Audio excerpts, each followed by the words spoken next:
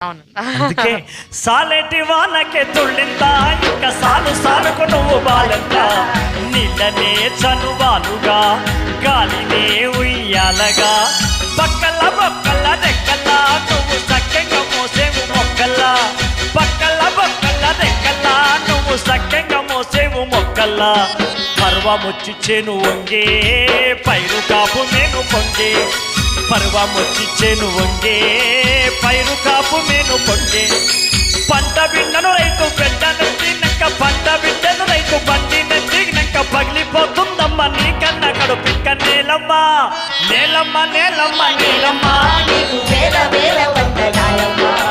నేలమ్మ నేలమ్మ నేలమ్మ నీకు వేల వేల వందనాలమ్మా.